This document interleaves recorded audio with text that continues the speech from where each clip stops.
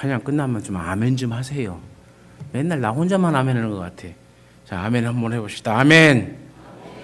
하나님께서 우리의 등 뒤에서 여전히 우리를 도와주실 줄로 믿습니다. 이 사람이라는 이 존재는 항상 인정받고 싶어하는 욕망이 있죠. 그런데 인정받고 싶어하지만 남을 인정하려고 하는 데는 굉장히 인색해요. 어떤 사람은 앞에서는 고개를 끄덕이며 다른 사람의 말을 잘 경청하는 것 같지만은 마음속으로 인정하지 않는 사람이 있고, 앞에서는 다른 사람의 말에 대해서 반론을 제기도 하고 타박 같은 것도 하기도 하지만 뒤돌아서서 가만히 생각해 보면은 그 사람이 참 맞구나 옳구나 하고 인정하는 사람도 있어요. 그럼 이 둘 중에 어떤 사람이 사람들로부터 인정을 받겠습니까? 대부분 속으로는 인정하지 않아도 겉으로 인정하는 것처럼 보이는, 그래서 고개를 끄덕이면서 호감을 보이는 사람들을 대부분 좋아하죠. 또 그런 사람들은 어디 가서든지 또 사람이 좋은 사람이다라는 칭찬을 받아요. 사람의 속마음을 모르기 때문에 그러는 겁니다. 그래서 일단 겉으로는 자신의 의견에 긍정적인 모습을 보여주면은 저 사람이 나를 인정해 주는 것 같아서 기분이 좋잖아요. 그죠? 이렇게 아무 반응 없으면 나도 기분 나쁘다니까요. 뭐 인정하는 것처럼 고개를 끄덕끄덕 하든지 해야 인정해 주는구나 하고 기분이 업이 되는데, 뭐 이거 하고 이렇게 있으면은 이거 알아듣는 건지 못 알아듣는 건지, 이거 긍정하는 건지 부정하는 건지 속을 알 수가 있어야죠. 우리가 이 가만 보면 참 표현을 잘 못해요. 교원 영색 선의인이라는 말이 있어요. 사람의 귀에 듣기 좋은 말이나 또 보기 좋게 꾸민 얼굴 중에는 어질고 순박한 사람이 드물다라는 얘기예요. 옛 성구 말을 보면은 참 틀린 말이 없다 생각해요. 저희 사모하고 저거 드라마를 딱 보면, 영화를 보면은 저는 딱 저 사람이 범인이다, 저 사람이 다 뒤에서 조정하고 겉으로는 그렇게, 우리 사모는 참 순박해가 아니야 그렇지 않아, 결론 봐봐 저 사람이 범인이야, 영락 없이 그 사람이 범인이에요. 겉으로는 다 사람들의 선한 척하고 다 하지만 속에서 무슨 일을 꾸미는지를 전혀 모르죠. 그러나 결론적으로는 다 드러나요. 어떤 사람은 성질 급하게 막 하고 자기 성질 급한 대로 그냥 빨리 죽어버리는 사람도 있고, 어떤 사람이 이거 균형을 주면서 그 결과를 끝까지 바라보고 이 옳고 그름을 판별하냐면은 분별할 줄 아는 사람이에요. 처음에는 이런 사람의 의견을 따라가 이렇게 하다가 그것을 잘 분별할 수 있는 그 사람이 결국 승리자가 되어지고, 그 사람이 사람들로부터도 결국 인정받게 되어지는 겁니다. 이 사람의 말에 우리가 확 가서 갈 필요도 없고 저 사람 말에 확 따라갈 이유도 없어요. 또 나를 인정해 준다고 그 사람이 옳은 건 아닙니다. 우리는 생각해야 돼요. 내가 틀릴 수도 있다는 걸. 항상 내가 그릇될 수도 있다는 걸 인정을 해야 되는데 사람이 그러지 못해요.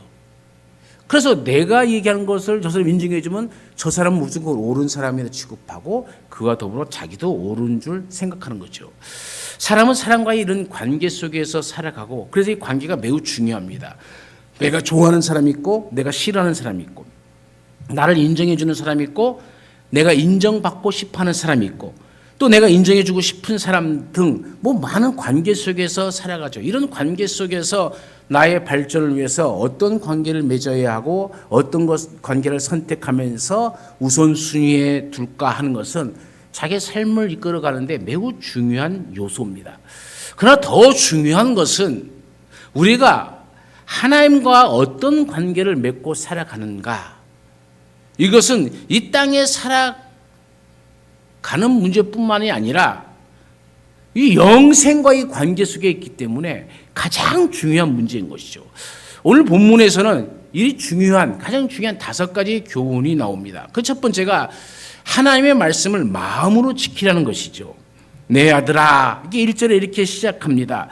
매우 친근한 표현이죠. 이런 표현은 각별한 관심과 사랑을 가지고 부르는 표현입니다. 이런 표현은 아무에게나 사용하지 않죠. 내가 쟤를 아무리 좋아도 내 아들아 라고 하지는 않습니다. 반드시 지켜야만 할 사람이면서도 매우 가까운 사람에게만, 정말 피를 나눈 형제보다도 더 가까운 사람에게만 사용할 수 있는 표현이 내 아들아 라는 표현이죠. 무엇을 교훈하기 위해서 이렇게 부르고 있는 겁니까? 나의 법, 나의 명령을 지키라 하기 위해서 내 아들아 라고 부르는 겁니다. 그런데 여기 어떻게 지키느냐가 매우 중요합니다. 어떻게 지키라고 합니까? 마음으로 지키라 라고 해요. 마음으로. 마음으로 지키라는 것은 대충 지키는 척하고 넘어가라는 말이 아닙니다. 온 마음과 정성을 다하여 지키는 것을 말하는 겁니다. 여러분, 공부 잘하는 아이, 뭐 성적이 좋은 아이들은 대체로 보면은 선생님 말씀에 귀를 기울이는 학생입니다. 무엇을 선생님이 시키면 반드시 합니다. 그리고 하려고 노력합니다. 그러나 이 공부를 잘 못하는 아이라든지 또 이렇게 좀 학교에서 약간 문제아로 이렇게 구별되어지는 아이들을 보면은 여러 가지 요인이 있을 수 있겠지만 대부분 선생님 말에 귀를 기울이지 않아요. 선생님이 숙제를 내줘도 숙제 내줬는지 안 내준지도 몰라요. 집에 가면서 잊어먹어요. 그리고 그 다음날 학교 와서 뭐 숙제가 있었어? 나는 못 들었는데? 그러면서 힘 있는 아이는 힘 없는 아이의 숙제장을 뺏어서 자기가 한 것처럼. 그러면 선생님이 속습니까? 선생님이 앞에 있는 게 막 이름표 봐봐. 이름 누가 써있나? 공책 앞에 보면 옛날 이름 다 써있잖아요. 네 것 아니잖아. 손바닥 대. 탁탁 맞고. 참 그런 모습이 있었죠. 중요한 것은 말씀에 귀를 기울이지 않으면 말씀을 전해지는데 안 들려요. 사람은요, 희한하게도 자기가 듣고 싶은 것만 듣습니다. 그래서 자기가 불리하고 자기가 뭐 이롭지 않은 것은 안 들어요. 안 들어가 아니라 안 들려요. 같은 말을 하는데 안 들리는 겁니다. 왜? 자기 생각에 매여 있기 때문에 그래요. 하나님의 말씀을 지키는 것도 마찬가지죠. 믿음으로 나아가길 원하는 진실한 성도라면 말씀 한 절 한 절을 귀담아 듣고 어떻게 해서든지 지키려고 애를 쓰지만은 그래서 대충 어쩔 수 없이 교회에 다니는 사람이라면 이런 핑계 저런 핑계를 대면서 하나님의 말씀보다도 세상의 흐름이나 자신의 생각을 항상 앞세웁니다. 그래서 머릿속에 그것이 가득 차 있으니까 하나님의 말씀이 들려도 머릿속에 남아있을 시간적 여유가 없이 다 사라져버리죠. 이런 것은 하면 좋지 않다. 세상에 이런 것들은 나쁜 것들이니 삼가하고 이런 것들 하지 말아라. 이렇게 가르치면은 오히려 그 하지 말라라고 하는 것을 찾아가는 어리석은 사람도 있어요. 이는 영혼이 악한 것에 미혹되어 있기 때문에 그렇습니다. 기회는 모든 사람에게 항상 공평하게 주어집니다. 하나님의 말씀도 공평하게 모든 사람에게 주어졌습니다. 다만 그 말씀을 받고 순종하느냐, 거절하느냐, 하나님의 말씀을 따르느냐, 세상 길을 따르느냐, 그것은 본인에게 달려있는 거죠. 모든 성도에게도 유혹이 찾아오지만은 신앙인은 성령님의 도우심으로 그것을 이기려고 노력하게 되고 말씀을 붙잡고 말씀이 이러하니 내가 이와 같은 죄를 짓지 않겠다고 결단하면서 그것을 안 하기 위해서 내적으로 또 외적으로 영적인 싸움을 계속하면서 나아가는 사람들입니다. 그러나 그렇지 못한 사람들은 이 핑계 저 핑계를 대고 하나님이 기뻐하지 않는 일을 행하면서 여전히 그 핑계거리를 자기가 그럴 수밖에 없었다라는 적당한 이유들을 둘러댑니다. 하나님의 말씀에 순종하고 하나님의 말씀을 따르는 것이 곧 하나님을 인정하는 것입니다. 하나님을 인정하게 되면 2절 말씀에 보면 장수와 평강이 주어진다라고 했습니다. 장수는 하나님의 계명과 법들을 지키는 성도에게 주어지는 복입니다. 성도에게 있어서 하나님께서 주시는 큰 복 가운데 하나가 장수입니다. 또 평강을 주신다 했습니다. 장수는 하는데 병들어서 아파가지고 병상에서 장수하면 무슨 의미가 있겠습니까? 장수는 하되 건강해야 되고 장수는 하되 그 마음에 근심이 없어야 장수가 복이 되는 거죠. 장수는 하는데 온갖 병에 시달리고 온갖 환난과 어려움이 온다면 그 장수는 복이 아니라 저주가 되어져 버리는 겁니다. 그래서 이 장수와 평강은 같이 가는 겁니다. 오늘 우리에게도 우리가 하나님의 말씀을 마음에 담으시고 하나님의 말씀대로 살려고 애쓰고 노력하면서 하나님이 주시는 이 장수와 평강의 복이 우리 삶 가운데 있기를 간절히 축원합니다. 두 번째로는 말씀을 마음판에 새기라 말씀합니다. 말씀을 마음판에 새기는 것에 선행하여서 인자와 진리로 내게서 떠나지 않게 하라는 말이 붙어 있습니다. 인자라는 말은 헤세드라는 히브리 말입니다. 치근히 여긴다, 동정한다, 궁일이 여긴다는 뜻입니다. 그러나 이것은 이 외에도 크게 세 가지의 뜻이 있어요. 첫 번째는 인간을 향한 하나님의 변함이 없으신 언약 속에 있는 사랑과 은총을 말하는 것이고요. 두 번째는 성도가 하나님을 향하는 이 경건함을 말하는 것이고요. 세 번째는 사람과 사람 사이에 있는 인간애를 뜻하는 말입니다.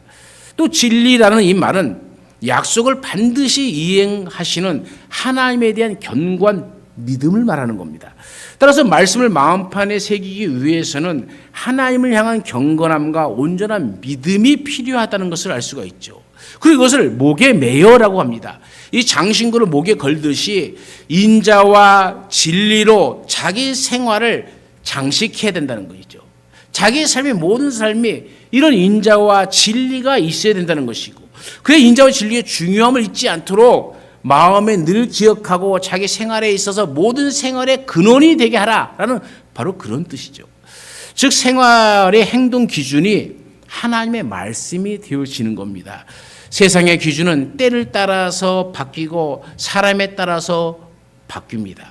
그러나 하나님의 말씀은 예전이나 지금이나 또 앞으로도 변함이 없습니다. 모든 기준과 표준이 될 수 있습니다. 제가 여러분에게 한번 물어볼까요? 오늘 우리 21세기를 살아갑니다. 하나님의 말씀대로 살면 반드시 복을 받을 것이다 라고 믿습니까? 아니면 하나님, 목사님 무슨 말씀입니까? 21세기 요즘은요 얼마나 세상이 바뀌었는데요 하나님의 말씀대로 살면 못 살아요. 여러분은 어떤 것을 기준으로 살아갑니까? 애석하게도 많은 기독교인들이 이 21세기를 살아가는 사람들이 하나님의 말씀대로 살면 우리는 망한다라고 생각하고 있다는 거예요. 그래서 하나님의 말씀을 교묘하게 비틀어서 자기의 이롭게 해석을 해버리고 그와 같이 살아가는 것이죠. 우리가 요한복음 10장을 오늘부터 새벽에 보았는데 우리가 문으로 들어오지 아니하는 자는 강도요 절도자라고 얘기합니다. 이건 항상 문으로 들어오는 자가 참된 목자다 얘기예요. 그 문이 바로 하나님의 말씀이라고 오늘 새벽에 말씀드렸습니다. 우리가 말씀대로 살아가면 그 문으로 들어가는 것이고 말씀을 비틀어서 사는 것은 담을 넘는 자입니다. 몰래 들어온 자들입니다. 이들은 다 도둑이요 절도요 강도입니다. 그런데 우리는 하나님 안에서 이와 같이 도둑질을 하고 도둑 역할을 하고 강도 짓을 하고 절도자의 역할을 하면서 아이러니하게도 자기는 신앙생활 열심히 잘한다라고 착각하고 있다는 거예요. 이런 하나님이 보는 관점과 세상이 보는 관점은 다릅니다. 전혀 다릅니다. 은총은 은혜라는 말로도 사용되어지는데 그거는 존귀와 사랑을 받는 거예요. 이런 우리가 존귀와 사랑을 받는 것은 또 우리가 하나님께 우리가 존귀함을 얻기 위해서는 하나님의 사랑을 받기 위해서는 하나님께서 나를 높여주시기를 원하신다면 말씀 가운데 살아가야 됩니다.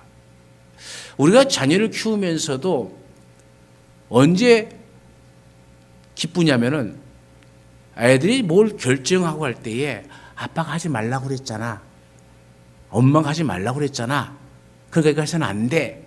라고 할 때에 이게 부모의 마음이 기뻐요. 아, 쟤들이 엄마 아빠를 인정하고 또 인정하는 엄마 아빠의 교훈에 그 말씀대로 말한 대로 살아야 된다는 것을 자기와 자기 동생에게 지키려고 하고 지켜야 된다고 그 얘기할 때에 부모 입장에서는 내가 잘 키웠지라는 생각이 들어요.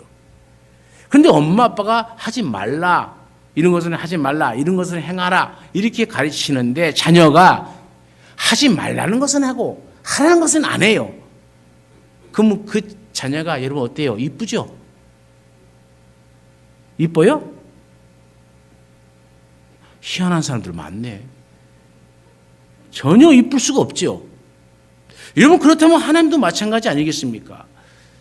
우리가 하나님 앞에 정말 이쁨을 받으려면, 하나님께 영광을 돌리는 삶을 살려고 하면은 그것이 순간적으로 내게 큰 이익을 가져다 준다 할지라도, 내 욕심에 그것을 갖고 싶은 마음이 있다 할지라도 하나님의 말씀이 아니라면 포기할 줄 아는 것. 그럴 때 하나님이 그것을 보고 기뻐하시는 겁니다. 이런 것이 없이 우리가 어떻게 하나님의 말씀을 지킨다라고 얘기할 수 있겠습니까? 귀중히 여김을 받으려면은 우리가 하나님의 말씀 가운데 항상 바르게 서야 된다는 거예요. 그래서 그것을 마음판에 새기라 하는 겁니다. 그냥 흘러가는 소리로 생각지 말고 마음판에 새겨서 내 마음의 모든 삶의 기준이 하나님의 말씀이 되어져야 된다. 우리가 이 은혜가 우리 삶 속에 있기를 간절히 축원합니다. 세 번째로 여호와를 의뢰하고 인정하는 겁니다. 우리는 하나님을 믿기 때문에 이 자리에 나와왔습니다. 그러나 아직 내 자신을 하나님께 온전히 의뢰하고 있는지는 의문이죠. 왜 하나님을 온전히 의지하지 못하는 겁니까? 믿음이 부족하기 때문이죠. 믿음이 부족하다는 말은 하나님의 말씀보다 세상 지혜를 더 소중히 여긴다는 겁니다. 사람들은 어떻게 하나님보다 세상 것을 더 소중히 여길 수 있겠느냐라고 반문을 하지만 실제로 생활 속에서 하나님의 말씀보다도 세상 지혜와 지식을 더 따르고 있지 않습니까? 여러분 솔로몬은 어떤 사람입니까? 모든 것을 자기 마음대로 자기 생각대로 다 해본 후에 이런 말을 하는 겁니다. 그런 이런 인간들의 모든 행위가 얼마나 어리석은가를 깨달았습니다. 그래서 오직 하나님만을 전적으로 의지하는 것만이 완전한 지혜를 얻는 방법이고, 인간이 자기 자신의 명철을 의지하는 것은 얼마나 어리석고 얼마나 잘못된 행실인 것을 우리에게 가르쳐 주는 것이죠. 이와 같이 인간이 자기의 명철이나 지식을 의지하는 이 교만한 태도는 패망의 길이다, 멸망의 길이다라고 이야기하고 있습니다. 의뢰한다는 것은 어떤 대상을 전적으로 몸을 의지하여 기댄다는 뜻입니다. 우리의 삶의 모든 영역을 온전히 여호와 하나님께 맡기고 하나님께 기대는 겁니다. 그것이 바로 범사의 그를 인정하라라는 말씀이죠. 범사의 모든 것, 우리 삶 속에 일어나는 모든 것, 이것은 기고 이것은 아니고가 아닙니다. 우리의 행동과 우리의 사업과 영적인 면과 세상적인 모든 면, 공적인 면과 사적인 모든 면을 범사라 얘기하는 겁니다. 하나님은 어떤 큰 일을 만나거나 위험한 일을 당할 때에만 하나님을 찾는 그런 분이 아니란 얘기입니다. 예배 때에만 하나님이 인정하는 우리 이 잘못된 삶이 우리를 이끌어가게 해서는 안 됩니다. 하나님이 예배 때에도 우리와 함께 하시지만 우리의 삶 가운데도 하나님이 함께 하시는 줄로 믿습니다. 이 믿음이 잘못되어 버리면 교회에서는 완전히 거룩한 사람이요 세상에서는 완전히 망할 사람으로 살아간다면 어찌 하나님께 영광이 될 수 있겠습니까? 여호와 하나님을 인정하는 것은 지식으로 하는 것이 아니라 하나님께서 모든 것을 주관하고 계시는 분이심을 믿고 고백하며 내 삶 속에서 그분의 말씀에 따라 살아가는 것, 그것이 범사의 하나님을 인정하는 삶입니다. 하나님을 인정할 때에 하나님께서는 우리 길을 지도해 주신다고 했습니다. 지도해 주신다는 것은 단순한 길을 안내하는 것으로 그치는 것이 아닙니다. 하나님께서 친히 우리 인생 여정에 장애물을 제거해 주시고 삶의 여정을 바른 길로 인도해 주신다는 얘기죠. 하나님께서 인도해 주실 때에 우리가 바른 판단을 할 수가 있게 되어집니다. 내가 무엇을 해야 할 것인가? 내가 어떤 길을 가야 할 것인가? 문제를 만났을 때에 어떻게 해결하면 좋을 것인가? 우리 모두가 하나님을 인정함으로 하나님이 주신 지혜로 우리의 길이 하나님이 기뻐하시는 길이요 삶이 되어지길 간절히 축원합니다. 네 번째로는 여호와를 경외하고 악에서 떠나는 겁니다. 여호와를 경외하기 위해서는 그 첫 번째가 스스로 지혜롭게 여기지 않는 것에부터 시작이 되어집니다. 스스로 지혜롭게 여긴다는 것은 인간이 자기 자신의 상태에 대해서 만족한다는 것이죠. 자기가 가지고 있는 지식이나 명예를 앞세워 하나님을 신뢰하지 않고 자기를 의지하는 것을 말합니다. 이게 바로 교만이죠. 교만은 하나님께서 주시는 참된 지혜를 얻는 데 있어서 가장 방해가 되는 장애물에 불과한 겁니다. 교만은 결국 멸망을 가져다주는 도구가 되어지죠. 여호와 하나님을 경외하는 것이 지혜를 얻는 참된 길입니다. 그 누구도 거역해서는 안 되는 일이죠. 여호와 하나님을 경외할 때만 우리는 악에서 떠날 수가 있습니다. 우리에게 시시각각으로 찾아와서 멸망의 길로 유혹하는 이 마귀의 세력들을 물리칠 수 있는 유일한 방법이 하나님을 경외하는 것이라는 이 사실을 우리가 잊어서는 안 됩니다. 여호와를 경외하는 것은 몸의 양약이며 골수가 윤택해진다라고 오늘 본문은 말하고 있죠. 이 좋아질 것이라고 하는 막연한 약속이 아니라 실제적인 유익을 말하는 겁니다. 이 양약이라는 말은 치료한다는 뜻을 갖고 있습니다. 이는 연약한 가운데 있을 때에 우리가 얻게 되는 용기와 확신을 비유적으로 표현한 말이죠. 우리가 움츠려드는 것은 용기가 없기 때문입니다. 왜 담대하지 못합니까?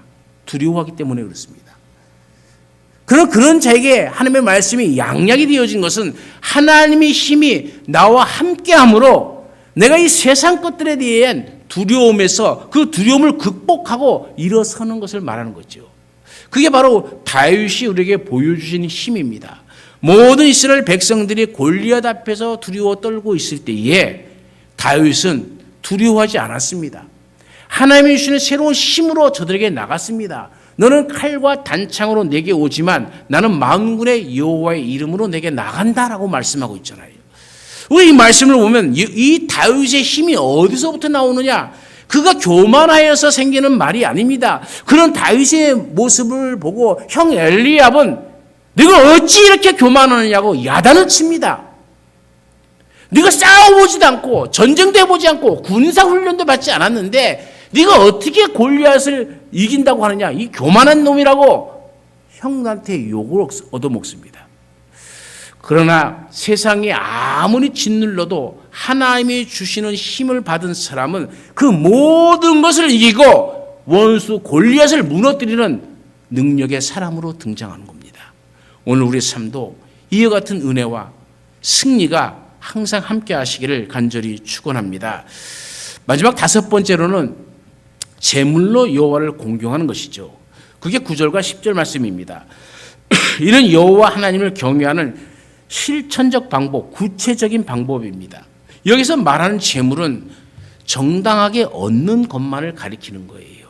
부당한 방법으로 얻는 제물은 하나님께 결코 드릴 수가 없습니다. 드리면은 하나님을 욕되게 하는 겁니다. 우리는 수단과 방법을 가리지 않고서 많이 벌어서 하나님의 전도 짓고 많이 벌어서 교회에 유익이 되어지고 하나님의 선교 사업을 하면 된다라고 착각을 합니다. 그래서 다 부자 되길 기도합니다.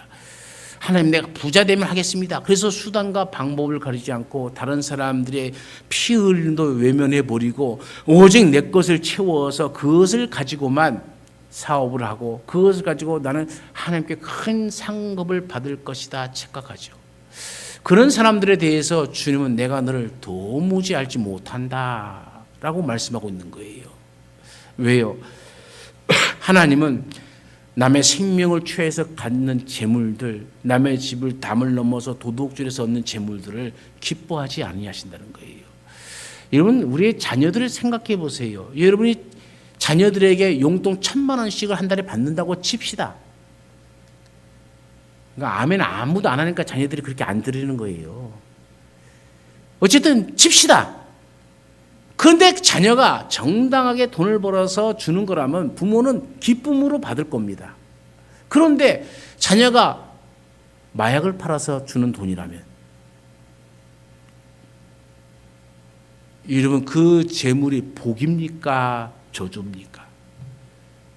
이걸 구별할 줄 알아야 돼요. 자녀에게 우리가 가르칠 때도 정당하게 돈을 벌어라. 여러분 11조를 우리가 얘기를 하지만 11조를 들 때도 온전한 11조입니다. 이 온전하다는 것은 의롭다는 얘기입니다. 정당한 방법을 통해서 얻는 재물이라는 뜻입니다. 그런데 한국 사람들은 이것을 마치 돈만 많으면 하나님께서 큰 은혜 베풀어 주신 것이고 정권만 잡으면 힘만 생기면 다 하나님이셨다고 하면서 그 하나님에 대해서 완전히 지멋대로 해석을 해버려요. 여러분 독전이라는 영화를 보십시오. 영화 꽤 잔인합니다만은 거기서 나오는 배우가 마약을 팔아서 돈을 벌어요. 돈을 벌고 사람들을 아주 무참히 죽으면서도 뭐라고 그러냐면 할렐루야 하고 있어요. 자기가 다쳐갖고 있으면서 책을 보는데 성경책을 봐요. 온갖 악행을 하면서 거기다가 항상 주여 나를 도와주셔서 감사합니다. 살게 해주셔서 감사합니다. 하면서 온갖 악행을 저질러요. 여러분 하나님이 그걸 기뻐하실까요?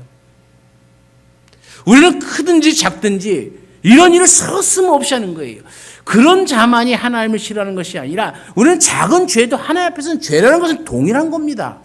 큰 죄가 어디 있고 작은 죄가 어디 있습니까? 하나님 앞에는 죄일 뿐이죠. 그런데 내가 행하는 작은 것은 남에게 들키지 않고 남도 모르고 하니까 다 좋은 건 줄 알아요. 괜찮다고 생각하는 거예요. 그런 아주 못된 사람만 나쁜 줄 알아요. 하나님 앞에서는 그렇지 않다는 것이죠. 하나님께서는 불법으로 얻은 재물과 그 소득으로 바치는 것을 기뻐하지 않습니다. 처음 익은 열매를 드리라고 말하잖아요. 이건 단순히 첫 열매의 의미를 가지는 것만이 아니라 제일 좋은 것이라는 뜻이 담겨져 있어요. 여러분 하나님 앞에 드릴 때는 제일 좋은 것을 가지고 드려야 되는 거예요. 하나님께 바치는 것은 항상 내 삶 속에서 가장 좋은 것을 바쳐야 됩니다. 온전히 바쳐야 됩니다. 정의롭게 바쳐야 됩니다. 정당하게 바쳐야 되는 것이죠. 즉 하나님을 경외하는 것은 입술로만 하는 것이 아니라 행위로 나타나야 됨을 알려주는 겁니다. 하나님께 물질을 들여 구체적으로 감사를 표현하는 것은 하나님의 존재와 주권을 인정하는 믿음의 표현입니다. 이러한 태도는 피조물인 사람이 창조주 하나님을 경외하는 가장 겸손한 모습이죠. 하나님께서 자신을 경외하는 겸손한 자들에게는 지혜와 더불어 물질의 복을 주시는 것은 당연한 겁니다. 특히 이 복은 단순히 행위의 결과에 상응해서 인색하는 것이 아니라 넘치도록 풍부하게 주어주시는 복이라는 사실입니다. 저는 이 아브라함과 이삭의 얘기를 읽으면서 아브라함과 이삭의 동일한 환난을 만나요. 그것은 가뭄이라는 겁니다. 근데 그 가뭄을 통해서도 하나님께서는 아브라함에게도 이삭에게도 복을 주세요. 근데 아브라함과 이삭이 받은 복은 달라요. 아브라함은 하나님께서 언약한 약속의 땅을 떠나면서 망신당하면서 받았고요. 이삭은 떠나려고 할 때 하나님께서 떠나지 말라 할 때 그 자리에 머물렀습니다. 그리고 그 가뭄의 땅에서 농사를 짓습니다. 이게 가축을 기르는 사람이 농사라는 일을 한다는 것은 쉽지 않잖아요. 그런데 성경에 보면 이삭이 농사에 그 해에 100배나 얻었다 그래요. 참 신기한 일 아닙니까? 여러분 첫 농사를 내가 지었는데 농사의 전문꾼보다 내가 100배를 얻었어요. 이건 기적 아닙니까? 얼마나 놀랍습니까? 거기에 그치는 것이 아닙니다. 생육하고 번성하는 것뿐만 아니라 마침내 거부가 되었다라고 이삭이 표현해요. 아브라함에게는 이런 표현이 없어요. 마침내 거부가 되었다. 그에게 노복의 힘이 많았더라 그래요. 엄청난 복을 받은 겁니다. 그 복의 근원은 뭡니까? 하나님이 가지 말라 할 때 멈추는 거예요. 하나님이 가라 할 때 가는 거예요. 그런데 우리가 이 삶을 잘 살지 못해요.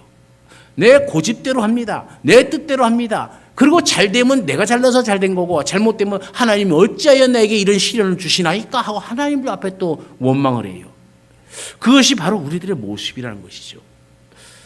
우리는 어떤 일을 하든지 무슨 일을 하든지 하나님의 말씀에 먼저 귀를 기울이십시오. 하나님의 뜻이 무엇인지에 대해서 먼저 생각하십시오. 그러면 하나님이 넘치게 주시는 복이 우리 가운데 임하게 되어 있는 겁니다. 이처럼 하나님께서는 물질을 들여 하나님을 경배하게 함으로써 큰 복을 누리는 의인의 생활은 재물의 욕심, 이 재물에 대한 욕심 때문에 더욱 죄를 짓고 그 결과 영육이 비참하게 되어지는 악인의 행동과는 뚜렷하게 대조되면서 살아가는 것 아닙니까? 재물에 대한 사람의 인식의 차이가 얼마나 다른 결과를 우리 삶 속에 가져다 주는지를 잘 알려주고 있는 말씀이죠. 윤학원이라는 장로님이 계십니다. 지금은 80세가 넘으신 분인데 이번 안경도 쓰지 않고 작은 악보를 다 봐요. 참 눈이 참 좋으신 분이에요. 선명의 합창단이라는 지휘를 그 34년을 했습니다. 중앙대학교 음악대 작곡가 교수 생활을 25년을 했고 영락교에서 시온성가대 지휘를 40년을 했고 서울 레이더스 싱어제에서 22년간을 지휘를 했고 인천 시립합창단 16년간을 경력을 가지고 있는 분입니다. 대단한 분이죠. 이 윤학원 장로는 하나님은 저의 삶을 지휘하시는 제 인생의 가장 위대한 지휘자이십니다 라고 고백을 해요. 그의 인생의 모든 부분에서 하나님은 나를 떠난 적이 없습니다 라는 고백을 하는 거예요. 항상 나는 내 삶이 교회와 함께 했고 하나님의 말씀 가운데 살기 위해서 노력했고 하나님은 이런 나에게 큰 은혜를 베풀어 주셨다고 고백을 합니다. 이분이 2010년에 자동차를 바꾸려고 돈을 조금씩 모으기 시작했어요. 그래서 이제 마침내 자동차를 살 만큼 새 자동차로 바꿀 만큼의 돈을 모았습니다. 그런데 주일에 목사님이 설교를 하는데 캄보디아 선교사가 차가 없어서 선교에 어려움을 당하고 있으니까 지금 혹시 우리 가운데 차를 바꾸려는 성도가 있다면 1년간 그 차를 더 타시고 그 차 살 돈을 캄보디아 선교사를 위해서 헌금하십시오 라고 광고를 합니다. 그런데 이 이윤학원 장로가 이 말씀이 꼭 자기를 콕 집어서 하는 것 같더라는 거예요. 야, 어떻게 내가 차 살려고 하는 것을 알았지? 누가 목사님의 정보를 흘렸나? 뭐하냐? 이런 생각을 전혀 하지 않고 야, 이것은 하나님이 내게 주신 말씀이구나 라고 순수하게 받아들이고 그 모은 돈을 헌금을 해버렸습니다. 캄보디아 선교사 차량 구입비 하면서 헌금을 했어요. 그랬더니 하나님께서 큰 역사를 체험하게 하시는데 그 해에 프랑스 노르망디 생로에서 열리는 합창 마켓 이 폴리폴리아에서 인천 시립합창단을 초청을 한 거예요. 거기 초청 받았다는 것만 해도 굉장히 큰 영광인데 그 합창단의 30명의 비행기 싹과 숙소 비용까지 프랑스에서 다 대주는 조건이에요. 얼마나 기뻤는지 야, 내가 차로 살 돈보다 하나님 나에게 더 풍성한 명예도 주시고 이렇게 물질도 채워주시는구나 고백을 하게 되어집니다. 우리가 옛적에 TV에서 남자의 자격이라는 프로가 있었죠. TV 안 보세요? 거기에 김태원의 멘토로 나온 사람이 윤학원 장로님이십니다. 인천 시립합창단의 뮤지컬 이 오라토리오 모세라는 것을 50주년을 기념해서 세종문화회관에서 열리기로 계약을 했는데 중요한 것은 이 세종문화회관의 3,500석을 어떻게 채우느냐. 뭐 다른 일반 합창이라면 어떻게든 채울 텐데 모세에 대한 신앙적인 공연 아닙니까? 그래서 이윤학원 장로가 그래서 전체 맡아서 하면서 하나님이 3,500석을 어떻게 채울까요? 기도를 했는데 막상 표를 딱 팔기 시작하니까는 2, 3일도 되어지지 않아서 전석 매진이 되어버렸어요. 여러분 시립 합창단이 행하는 종교 음악으로 성공하는 그 자체가 기적이라고 합니다. 특히 교회에서 행하는 것은요, 우리가 돈 주고 안 보려고 그러잖아요. 종교 음악을 뭐 한다고 하면 안 보려고 그래요. 지금 경주 기독교 연합회에서 더 북이라는 성경에 대한 스토리를 뮤지컬로 경주 제일교회에서 하려고 계획을 하고 우리 교회에도 포스터를 갖고 와서 붙여놨습니다. 거기에 10,000원이에요. 10,000원. 그 기독교 연합회 회원들이 모여서 교인들이 이걸 가지고 과연 돈을 10,000원 주고 사서 볼까요? 워낙 교회들이 또 교회 무엇을 하려면 다 그냥 교회 생활하는 건 다 무료로 하니까 이 공짜에 길들여져 있어요. 우리가 얼마나 우리 삶에 공짜에 길들여져 있냐면 교회에서 무슨 일을 행한다고 어떤 일을 행합니다. 돈을 얼마를 벗습니다. 뭐 그 돈이 얼마나 큰 돈이 도움이 되어지지 않는 것이라도 그렇게 하면은 교회가 돈밖에 몰라. 그러면서 세상 공연을 여러분 세상 공연 한번 보러 가보세요. 요즘은요 세상 공연도 그 웬만한 것은 10만 원, 15만 원이에요. 와, 엄청나게 비싸네. 그런데 교회에서 하는 것은요, 단돈 10,000원이라도 안 내려고 그래요. 세상 공연은 그걸 다 보면서. 참, 이게 교인들은 교회 생활하는 모든 일에 공짜에 너무 길들여져 있다. 여러분, 이 시립합창단이 성공적으로 전석이 매진되는 것은 기적입니다. 그러면서 이 윤학원 장로가 하는 말이 자신이 드린 것은 고작 차 한 대 값인데 하나님은 나에게 집값보다 더 많은 것을 주셨다. 남의 이야기지만 아멘 하셔야 된다니까요. 저는 오늘 우리의 삶 속에서도 우리의 신앙적 결단과 또 우리의 신앙적 행위로 말미암아 이런 하나님의 은총이 나타나기를 기도합니다. 일어나야 됩니다. 그래서 여러분의 삶 속에서 하나님이 증거가 되어져야 돼요. 하나님이 우리 가운데 이렇게 역사하신다는 것을 보여줄 줄 아는 우리 성도들이 되어져야 되는 겁니다. 하나님의 약속은 추상적인 것이 아닙니다. 정말일까? 정말 이루어질까? 정말 주실까? 하는 그렇게 막연한 생각을 할지 몰라도 하나님은 생각하지도 못했던 방식으로 우리의 삶을 채워주십니다.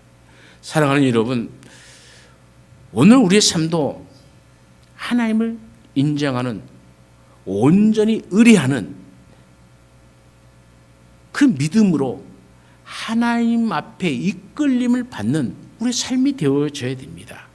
우리의 삶이 하나님으로부터 인정받고 귀중히 여김을 받는다면 우리는 우리의 마음의 평안을 얻게 되어지고 장수하게 되어지고 골수까지 윤택해질 뿐만 아니라 하나님께서 주시는 놀라운 이 땅에 살아가는 동안에 권세와 부유함도 베풀어 주십니다.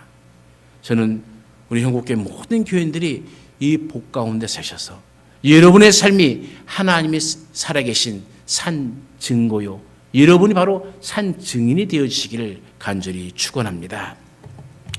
언제나 우리와 함께 하신 하나님, 우리의 삶 속에서 하나님은 어떤 존재로 계십니까? 내가 필요할 때만 찾는 존재입니까? 아니면 매사에 범사에 하나님을 인정하며 하나님께 아뢰고 구함으로 하나님의 말씀 가운데 말씀대로 행하려고 하는 하나님을 존귀 여기고 하나님을 주님의 자리에 위치에 올려놓는 삶을 살고 있습니까? 오늘 우리의 삶의 결단, 그 모든 결단이 말씀 가운데 이루어져서 말씀 가운데로 행하는 자녀들에게 주시는 그 큰 은총과 그 은혜와 복을 누리는 하나님의 자녀들이 삶이 되게 하여 주옵소서. 그리하여 하나님의 살아계심이 우리의 삶이 증거가 되어지고 우리 모두가 증인이 되어지는 하나님의 놀라운 은총이 우리 형곡교회 모든 교인들 가운데 있게 하여 주옵소서. 언제나 함께 하시는 예수님의 이름으로 기도드리옵나이다. 아멘.